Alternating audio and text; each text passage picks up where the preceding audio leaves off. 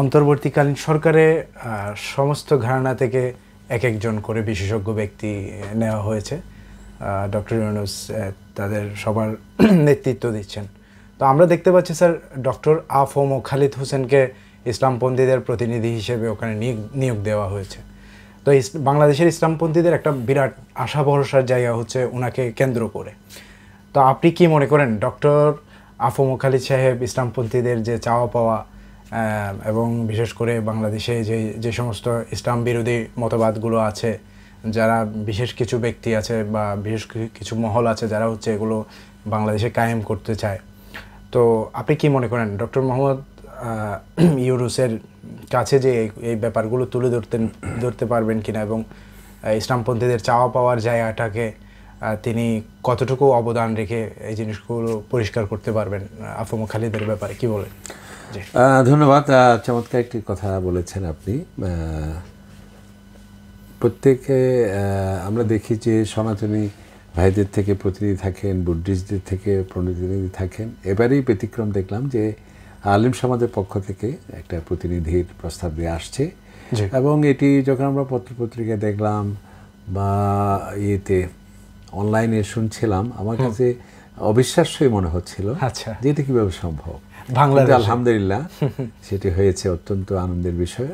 আসলে আমরা মনে করে থাকি যে অনেক সময় যে ধর্ম মানে হচ্ছে আপনি পিছিয়ে যাওয়া, ধর্ম মানে হচ্ছে পশ্চাৎপদতা, ধর্ম মানে হচ্ছে অনগ্রসরতা বা বিজ্ঞান মনস্ক জাতি গঠনে বাধা, এ ধরনের একটি বিভ্রান্তি আমাদের মধ্যে কাজ করে। এই দেখুন আমেরিকা তার থেকে বেশি সেকুলার কেউ হতে পারবে, অথচ তাদের যে প্রেসিডেন্ট যখন সে শপথ নেয় কিভাবে, আমি একটু বক্তব্য দিয়েছিলাম এক জায়গায়, বাইবেলের উপর হাত রেখে, এবং সেখানে যে শপথ বাক্য শুরু এবং শেষ God bless you, God bless America, এই যে গড ব্লেস আমেরিকা এই কথা বলা। এবং একজন রাষ্ট্রপতি যখন সে শপথ নেন, তিনি প্রথম কাজ কি? প্রথম কাজ হলো তাকে প্রাইম প্রিস্ট যিনি, অর্থাৎ গির্জায় গিয়ে প্রার্থনা সভায় যোগ দেয়া। আচ্ছা আচ্ছা আচ্ছা। এবং আরেকটি অবাক হওয়ার বিষয় যে আমেরিকার প্রতিটি ডলারে একটি স্লোগান আছে, in god we trust, in god we trust. তার মানে ধর্মকে কি সম্মান এবং মর্যাদা গুরুত্বের সাথে তারা দেখে। এমনকি আপনি এই যে গ্রেট ব্রিটেনের যেটা ন্যাশনাল অ্যান্থেম আছে, জাতীয় সঙ্গীত, এটা তো শুনলে তো মনে হয় এটা একটা প্রার্থনা সঙ্গীত। আচ্ছা আচ্ছা। কারণ সেখানে বারবারই বলা হচ্ছে God bless our king, God bless, এভাবে গড ব্লেস বারবার সেটি বলা হয়। তো আলহামদুলিল্লাহ আমাদের এই আলেম সমাজের প্রতিনিধির যে প্রস্তাব দেওয়া হয়েছে এবং বর্তমান সরকার সেটি যে গ্রহণ করেছেন, এটি তাদেরকে অবশ্যই সাধুবাদ এবং ধন্যবাদ আমরা জানাই। এবং তারা এমন একজন ব্যক্তিত্বকে বেছে নিয়েছেন যিনি সবার কাছেই সমাদৃত এবং গ্রহণযোগ্য। কারণ কি, ওনার শ্বশুর কিন্তু খতিব আজম হিসেবে সারা নিখিল পাকিস্তানে অত্যন্ত বিখ্যাত এক ব্যক্তি ছিলেন। এছাড়া তিনি দীর্ঘদিন ইসলামী হিস্ট্রির ছিলেন, প্রফেসর ছিলেন।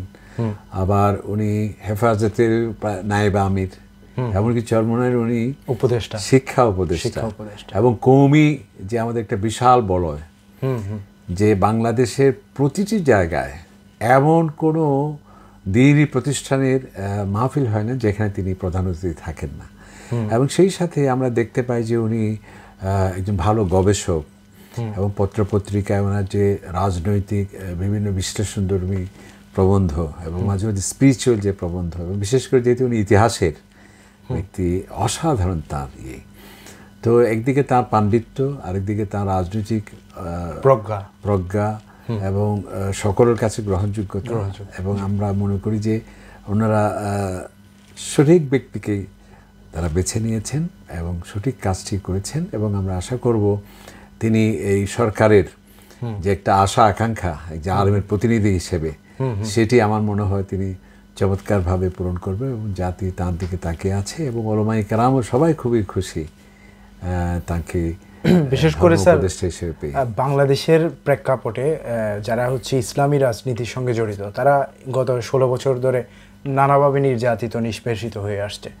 তো এই এই এই এস্টাবলিশমেন্টটা যে মানুষ ইসলামী রাজনীতি যারা করে তাদেরকে সেকুলার সমাজ মনে করে হচ্ছে তারা হচ্ছে হত্যার সঙ্গে জড়িত কিংবা জঙ্গিবাদের সাথে জড়িত, এই বিষয়গুলো এই যে এই চিন্তাধারাটাকে মানে ভেঙে ফেলার ক্ষেত্রে, ভেঙে দেওয়ার ক্ষেত্রে, এই ভুল ধারণাটা ভেঙে দেওয়ার ক্ষেত্রে ডক্টর আফম খালিদ সাহেব ডক্টর ইউনূসের মাধ্যমে জাতির সামনে কীভাবে জিনিসটা বোঝাতে পারে যে ইসলামপন্থী মানেই হচ্ছে ভয়ানক কিছু না, ইসলামী রাষ্ট্র কায়েম হলে কিংবা ইসলামপন্থী রাজনীতি যারা করে তারা ভয়ঙ্কর কিছু না, আপনাদের জন্য কল্যাণকর, এই জিনিসটা কি বুঝাইতে পারবেন?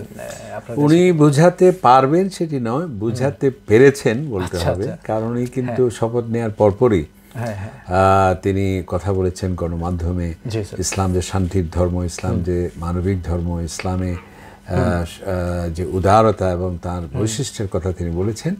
এবং তিনি শুধু থিওরি বলেননি, তিনি সেই সাথে আমরা দেখেছি তিনি বিভিন্ন যেমন হিন্দুদের মন্দিরে গিয়েছেন এবং বুদ্ধিস্টদের উপাসনালয়ে গিয়েছেন এবং আরও অনেক ধর্মাবলম্বীদের সাথে তিনি কথা বলেছেন, এমনকি তাদের সংখ্যালঘুদের নিরাপত্তা এবং তাদের অধিকার সম্পর্কে চমৎকার তিনি বলেছেন।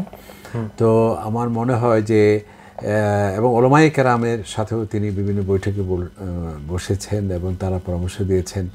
এগুলো আমার মনে হয় তিনি ইনশাআল্লাহ, যেহেতু তিনি দীর্ঘদিন প্রফেসর ছিলেন এবং তিনি একজন বড় দায়ী, তিনি এ ব্যাপারে আমার মনে হয় যুগান্তকারী একটা ভূমিকা রাখতে পারবেন, যে ইসলাম যে বাস্তবধর্মী ধর্ম, ইসলাম যে মানবতাবাদী ধর্ম, ইসলাম যে বিজ্ঞান মনস্ক ধর্ম, এবং যেটি বাস্তব সেটি ইসলাম, যেটি অবাস্তব সেটি ইসলাম নয়। এবং ইসলাম যে সত্যিকার অর্থে বিশ্ব শান্তি, নিরাপত্তা, শৃঙ্খলার, ল অ্যান্ড অর্ডারের ক্ষেত্রে যে অবদান রাখতে পারে, আমার মনে হয় তিনি ইনশাআল্লাহ সুন্দর করে তিনি বুঝাতে পারবেন। এবং আমরা ওনার থেকে আশা করব, তিনি যেই মন্ত্রণালয়ে আছেন তিনি অনেক কিন্তু গুরুত্বপূর্ণ কাজ করার একটা বিশাল সুযোগ। আমি প্রথমেই ওনার কাছে দৃষ্টি আকর্ষণ করব, এই যে প্রত্যেক দেশে কিন্তু একটা কি থাকে, গ্র্যান্ড মুফতির আন্ডারে উচ্চ ওলামা পরিষদ থাকে, মানে যেটাকে কি বলা হয়, তিনি অনেকগুলো কাজ করতে পারেন। যেমন প্রত্যেকটা দেশে কিন্তু গ্র্যান্ড মুফতি থাকে এবং এই গ্র্যান্ড মুফতি কিন্তু কিছু কিছু দেশে তো একেবারে প্রাইম মিনিস্টার সমমর্যাদা, যেমন মিশরের শেখুল আজহার, এবং সৌদি আরবে যিনি আল মুফতির আম বলা হয় গ্র্যান্ড মুফতি, তিনি কিন্তু মন্ত্রীর পদমর্যাদার। তো এই ধরনের প্রতিটি দেশে আছে, এমনকি অমুসলিম দেশে, ভারতে পর্যন্ত গ্র্যান্ড মুফতি আছে, জিম্বাবুয়েতে। এবং আমি সেদিন রাশিতে গেলাম, সেখানেও গ্র্যান্ড মুফতি আছে, অথচ সেটা মুসলিম স্টেট নয়। কিন্তু অত্যন্ত দুর্ভাগ্যের বিষয়, বাংলাদেশ এত একটা দ্বিতীয় বৃহত্তম মুসলিম রাষ্ট্র, অথচ আমাদের কোনো গ্র্যান্ড মুফতি নেই। এই জন্যে আমরা আশা করব একজন যোগ্য, দক্ষ, সকলের কাছে গ্রহণযোগ্য একজন গ্র্যান্ড মুফতির মাধ্যমে যদি একটা ফতোয়া বোর্ড থাকে, মাঝে মাঝে বিভিন্ন ধর্ম সম্পর্কে নানা কি সৃষ্টি হয়, জটিলতা সৃষ্টি হয়, এগুলো নিরসনে একটা সুন্দর রাখতে পারেন। আমার মনে হয় সেটি একটা তিনি কাজ করতে পারেন।